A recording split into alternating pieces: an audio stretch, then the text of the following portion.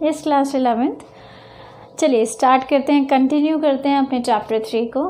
Chapter 3 में हम लोग डिपार्टमेंटल अंडरटेकिंग कर चुके हैं। डिपार्टमेंटल अंडरटेकिंग में हमने इसकी फीचर्स मैट एंड डीमैट्स की, और वो स्टूडेंट्स जिनको नहीं समझ में आ रहा है ये क्या है, आप लास्ट वीडियो मेरी देख सकते हैं या डिस्क्रिप्शन में मैंने लिंक दे रखा है इसी चैप्टर का, तो आप उस वीडियो को जाके देखिए तो आपको बहुत अच्छी तरह से समझ आ जाएगा बेटा।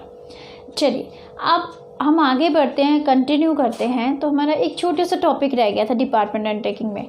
हमने उसके फीचर्स कर लिए, meaning, features, mat and demats. और एज आपको पता ही, एज वी यू नो कि हम लोग नोट्स भी आपको यहाँ पर प्रॉपरली मिल रहे हैं। तो अब एक जो लास्ट टॉपिक रह गया उसको ख़त्म करते हैं, तो वो टॉपिक आपका ख़त्म हो जाएगा। नेक्स्ट टॉपिक है कि डिपार्टमेंटल अंडरटेकिंग कहाँ पर सूटेबल रहता है, तो कौन से फॉर्म ऑफ बिजनेस और कौन से जगह पे ऐसे करना चाहिए कि हमें गवर्नमेंट को डिपार्टमेंट अंडरटेकिंग ही इस्टेब्लिश करना चाहिए। या फिर हम एक और क्वेश्चन को कह सकते हैं कि where is the suitability of department undertaking. तो सूटेबिलिटी कहाँ पर रहती है डिपार्टमेंट अंडरटेकिंग की, तो जहाँ पर आपको अटमोस्ट सीक्रेसी चाहिए, जहाँ पर गवर्नमेंट को चाहिए कि उनको चीज़ों को सीक्रेट रखना है, बाहर में किसी भी लोगों को लीक ना हो चीज़ों को, तो वहाँ पर गवर्नमेंट चाहती है कि सारी चीज़ें मेरे हाथ में हो। तो ऐसे टाइम पे जहाँ पर एटमोस्ट सीक्रेसी रिक्वायर्ड हो वहाँ पर डिपार्टमेंट अंडरटेकिंग को ज़्यादा प्रेफर किया जाता है। तो ये चीज़ तो मैंने आपको लास्ट वीडियो में बताया था कि 1 मार्क का क्वेश्चन आपका बनता है कि जहाँ पर सीक्रेसी चाहिए तो कौन से फॉर्म ऑफ पब्लिक एंटरप्राइज को लेना चाहिए, तब वहाँ पर लेना चाहिए हमें डिपार्टमेंट अंडरटेकिंग को। Second, way government control is required. अभी मैंने आपको लास्ट में वीडियो में बताया था कि जहाँ गवर्नमेंट और डिपार्टमेंट अंडरटेकिंग में कोई डिफरेंस नहीं है, दोनों एक ही माने जाते हैं, सेपरेट आइडेंटिटी नहीं है। तो जहाँ पर गवर्नमेंट को लगता है कि मेरा पूरा कंट्रोल होना चाहिए, जिस फील्ड में कंट्रोल होना चाहिए, तो वही उस बिजनेस को जिसको पूरी तरह से कंट्रोल में रखना चाहती है, तो वहाँ पर गवर्नमेंट डिपार्टमेंट अंडरटेकिंग ही ओपन करती है। Third is for the operation of business public utilisation, जैसे पब्लिक डिस्ट्रीब्यूशन सिस्टम है, राशन वाशन का जो सिस्टम है, जहाँ पर उसको लगता है कि पब्लिक की भलाई के लिए काम करना है, लाइक पब्लिक डिस्ट्रीब्यूशन सिस्टम, तो वहाँ पर भी गवर्नमेंट एस्टैब्लिश करने के लिए डिपार्टमेंट अंडरटेकिंग सोच सकती है। तो यहाँ पर ये सूटेबिलिटी हैं, जहाँ पर सूटेबल जगह है, जहाँ सूटेबल फील्ड है, जहाँ पर गवर्नमेंट डिपार्टमेंट अंडरटेकिंग एस्टैब्लिश करना चाहती है। इसके अलावा हम एग्जांपल्स पढ़ते हैं, 2-3 एग्जांपल्स हैं, इसके और भी हो सकते हैं, बट मेनली जो एग्जांपल्स आते हैं that is post and telegraph, railway and defence. ये चीज़ तो मैं आपको कल अच्छी तरह से बता चुकी थी। तो यहाँ पर डिपार्टमेंट अंडरटेकिंग हमारा ओवर होता है, और नेक्स्ट स्टार्ट होता है आज स्टैट्यूटरी कॉर्पोरेशन। तो first of all I just delete that, क्योंकि आप कंफ्यूज हो जाएंगे डिपार्टमेंट अंडरटेकिंग में और स्टैट्यूटरी कॉर्पोरेशन, तो मैं इसको यहाँ से हटा देती हूँ ताकि आप कंफ्यूज ना हो इस चीज़ के लिए कि स्टैट्यूटरी कॉर्पोरेशन और डिपार्टमेंट अंडरटेकिंग के। Now we are starting statutory corporation. Statutory corporation एक और फॉर्म है पब्लिक एंटरप्राइज का। स्टैट्यूटरी कॉर्पोरेशन क्या है ये, अच्छा चलो, जैसे मैंने आपको डिपार्टमेंट अंडरटेकिंग एक एग्जाम्पल के थ्रू समझाया तो आपको बहुत जल्दी समझ में आ गया। तो स्टैट्यूटरी कॉर्पोरेशन भी एक एग्जाम्पल के थ्रू समझते हैं। लाइक एक छोटा सा एग्जाम्पल लेते हैं, आपका सिलेबस बुक होता है जिसमें सब कुछ सिलेबस लिखा होता है। स्टार्टिंग में दे दिया जाता है आपको, उसमें लिखा होता है कि यूटी में इतने चैप्टर्स आएंगे, नेक्स्ट यूटी में इतने चैप्टर्स हैं, और उसके बाद आपको इतने मार्क्स रिक्वायर्ड होंगे, और नेक्स्ट SE1 में इतने आपके चैप्टर्स आएंगे। मतलब एवरीथिंग इज़ सब कुछ पहले से ही फिक्स्ड होता है, सब कुछ पहले से ही लिखा होता है, और उसी के अकॉर्डिंग आप लोग चलते हैं, राइट। ऐसे ही स्टैट्यूटरी कॉर्पोरेशन भी ऐसे ही होता है। ये किसी एक एक्ट पे ही क्या होता है, बना होता है। पहले एक एक्ट पास किया जाता है पार्लियामेंट में, और उस एक्ट के अकॉर्डिंग क्या किया जाता है, स्टैट्यूटरी कॉर्पोरेशन को इस्टेब्लिश किया जाता है। तो उस एक्ट में पहले से लिखा होता है जो स्टैट्यूटरी कॉर्पोरेशन में इस्टेब्लिश कर रहे हैं, वो उसके क्या क्या पावर्स होंगी, उसके क्या ऑब्जेक्टिव्स हैं, उसकी लिमिटेशंस क्या हैं, वो क्या काम कर सकता है, या फिर क्या उसका स्कोप है, सब कुछ पहले से ही डिफाइंड होता है उस एक्ट में। और स्टैट्यूटरी कॉर्पोरेशन को उसी एक्ट के अंदर ही चलना पड़ता है। जैसे RBI है, RBI एक परफेक्ट एग्जाम्पल है स्टैट्यूटरी कॉर्पोरेशन का, रिजर्व बैंक ऑफ इंडिया। इसका भी एक एक्ट पास हुआ था, RBI एक्ट। तो आप मुझे बताना कि RBI कब एस्टैब्लिश हुआ था, राइट। ये वैसे आउट ऑफ कोर्स क्वेश्चन है आपका, RBI कब एस्टैब्लिश हुआ था, ये तो आपका इकोनॉमिक्स में आएगा। तो RBI इसका परफेक्ट एग्जाम्पल है। इसके अलावा और कैसे एग्जाम्पल हो सकते हैं जहाँ पर आपको कॉरपोरेशन वर्ड लिखा दिखे, जैसे फूड कॉरपोरेशन ऑफ इंडिया है। तो ये सारे के सारे जो भी हैं तो ये सब आते हैं आपके स्टैट्यूटरी कॉर्पोरेशन में। तो स्टैट्यूटरी कॉर्पोरेशन एक्चुअली में एक एक्ट के अंडर एक एक्ट पास होता है, और उस किसी भी स्टैट्यूटरी कॉर्पोरेशन के लिए उस एक्ट में सब कुछ उसके बारे में लिखा होता है, और उसी स्टैट्यूटरी कॉर्पोरेशन बिजनेस को उस एक्ट के अकॉर्डिंग ही चलना पड़ता है, उसके बाहर नहीं चल सकता है, राइट। तो चलिए इसका मीनिंग करते हैं। पहले, statutory corporation is formed by a special act of parliament. Parliament में एक एक्ट पास होता है जिसमें सब कुछ स्टैट्यूटरी कॉर्पोरेशन के बारे में लिखा होता है, कैसे ये कॉर्पोरेशन वर्क करेगा। जैसे LIC भी इसका एग्जांपल है, लाइफ इंश्योरेंस कॉर्पोरेशन। फूड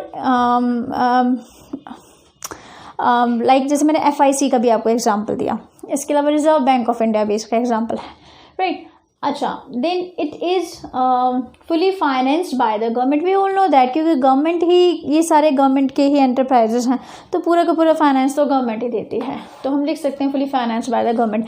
और सबसे मेन बात क्या है कि इसके जो पावर्स हैं, इसके लिमिटेशंस हैं, इसके ऑब्जेक्टिव सब कुछ पहले से डिफाइंड होते हैं और उस एक्ट में डिफाइंड होते हैं। So it's power, objectives, limitations are also defined या डिसाइडेड बाय दिस एक्ट। इसके बियॉन्ड वो कोई काम नहीं कर सकती है statutory corporation, right. FCI, food corporation of India, मुझे याद है इसका फुल फॉर्म, जो कि अभी दिमाग में नहीं आ रहा था, राइट। Come to features. अब हम इसके फीचर्स के बारे में करते हैं। फीचर्स एक्चुअली मीनिंग से ही होते हैं, आप सबको पता है, मीनिंग से ही फीचर को ट्रैक करते हैं। तो पहला feature, it is created by an act of the parliament. एक पार्लियामेंट में एक्ट पास होता है, स्टैट्यूटरी कॉर्पोरेशन फॉर्म हो जाती है। Then second is the power, objectives and limitations are defined by the government, by the act। तो उस act के अंडर ही सारे ऑब्जेक्टिव्स, जो भी सब कुछ चीज़ें वो डिफाइन है, ये चीज़ समझ चुके हैं हम। Then it operated under the total control of the central and state government। We all know that, क्योंकि ये एक पब्लिक एंटरप्राइज है और पब्लिक एंटरप्राइज तो गवर्नमेंट के अंडर ही चलती है। Next it is a separate legal identity. इसको समझने की ज़रूरत है, इसकी एक सेपरेट लीगल आइडेंटिटी है। इसका क्या मतलब है, याद कीजिए, मैंने आपको डिपार्टमेंटल अंडरटेकिंग में समझाया था कि डिपार्टमेंटल अंडरटेकिंग और गवर्नमेंट, ये दोनों की कोई सेपरेट लीगल आइडेंटिटी नहीं है। मीन्स ये दोनों एक ही माने जाते हैं। अगर गवर्नमेंट पे, अगर आप डिपार्टमेंटल अंडरटेकिंग को स्यू करेंगे तो इसका मतलब आपने गवर्नमेंट को स्यू किया है। लेकिन स्टैट्यूटरी कॉर्पोरेशन की एक अलग आइडेंटिटी होती है गवर्नमेंट से। लाइक अगर आप स्टैट्यूटरी कॉर्पोरेशन को स्यू करते हैं या इसको अगेंस्ट केस करते हैं कोर्ट में, तो ये स्टैट्यूटरी कॉर्पोरेशन खुद ही आपको आंसर देगा, यही आंसरेबल है, गवर्नमेंट आंसरेबल नहीं है इस चीज़ के लिए। तो इसकी गवर्नमेंट से एक सेपरेट आइडेंटिटी है, right. Next is it is managed by the board of directors who are nominated by the government. अब हम डिपार्टमेंट अंडरटेकिंग में क्या किया था कि एक मिनिस्ट्री है, मिनिस्ट्री के अंडर ही वो सारा का सारा डिपार्टमेंट अंडरटेकिंग चलता है। लेकिन यहाँ पर क्या होता है, गवर्नमेंट क्या करती है, board of director. Board of director are the main person जो कि किसी भी बिजनेस को चलाते हैं। तो बोर्ड ऑफ डायरेक्टर्स को गवर्नमेंट अपॉइंट करती है और बोर्ड ऑफ डायरेक्टर्स क्या करते हैं, उस स्टैट्यूटरी कॉर्पोरेशन को चलाते हैं। तो यहाँ पर तो हमें ये चीज़ बड़ी अच्छी लगी कि यस, कि गवर्नमेंट का इंटरफेरेंस थोड़ा सा कम हो गया, क्योंकि जो हमने पिछले डिपार्टमेंट अंडरटेकिंग किया था तो बहुत ज़्यादा गवर्नमेंट का इंटरफेरेंस था। तो ये मैंने आपको स्टार्टिंग में बताया था कि स्टैट्यूटरी कॉर्पोरेशन में कम हो जाएगा और गवर्नमेंट कंपनी में और भी कम हो जाएगा गवर्नमेंट का interference. Then it is relatively free from political, parliamentary and operational departmental interference। हमने पिछले डिपार्टमेंट अंडरटेकिंग में क्या किया था कि मिनिस्ट्री, जो पर्टिकुलर मिनिस्ट्री के अंडर वो काम करते थे और उनको पार्लियामेंट में जवाब देना पड़ता था। लेकिन स्टैट्यूटरी कॉर्पोरेशन में ऐसा कुछ नहीं है। LIC की कोई मिनिस्ट्री नहीं होती या फिर FCI की कोई मिनिस्ट्री नहीं है, लेकिन इनकी कोई मिनिस्ट्री वगैरह नहीं होती और ना इनको पार्लियामेंट में जवाब देना पड़ता है कि LIC ऐसा काम क्यों कर रही है या ये ऐसा काम क्यों कर रही है, राइट। तो इनका कोई पार्लियामेंट्री प्रेशर नहीं है, पार्लियामेंट के लिए जवाबदेह नहीं है किसी भी काम के लिए अपने। तो ये एक इसका फीचर है। The next is it has an independent financial structure and has authority to retain its earnings and utilise them in its business.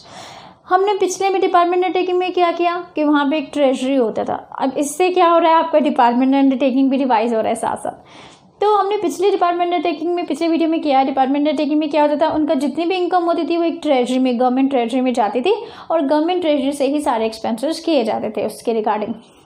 लेकिन स्टैट्यूटरी कॉर्पोरेशन में ऐसा कुछ नहीं है।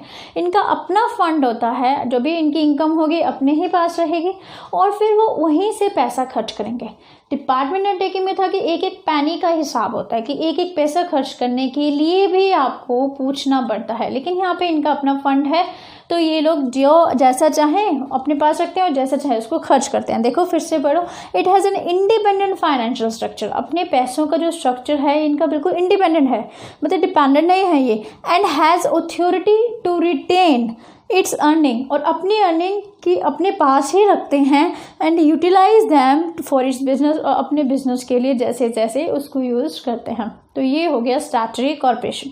तो स्टैट्यूटरी कॉर्पोरेशन में हमने क्या देखा, जब मैं कंपेयर करती हूँ या हम कंपेयर करते हैं डिपार्टमेंट अंडरटेकिंग और स्टैट्यूटरी कॉर्पोरेशन, तो हम ये देखते हैं कि डिपार्टमेंट अंडरटेकिंग से थोड़ा सा कम गवर्नमेंट कंट्रोल है, कम पॉलिटिकल इंटरफेरेंस है, इनके अपने फंड्स हैं जिसको ये जैसे चाहे यूज़ करें, इनके अपने बोर्ड ऑफ डायरेक्टर्स हैं जो जैसे चाहें काम करें, थोड़ी सी इंडिपेंडेंसी मिल जाती है इनको काम करने के लिए, राइट।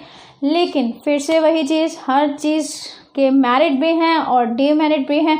तो ये अब हम नेक्स्ट वीडियो में करेंगे, इसके मेरिट्स भी पढ़ेंगे कि क्या क्या फ़ायदे हैं स्टैट्यूटरी कॉर्पोरेशन के, और फिर इसके डीमेरिट्स भी पढ़ेंगे कि क्या क्या नुकसान है स्टैट्यूटरी कॉर्पोरेशन के।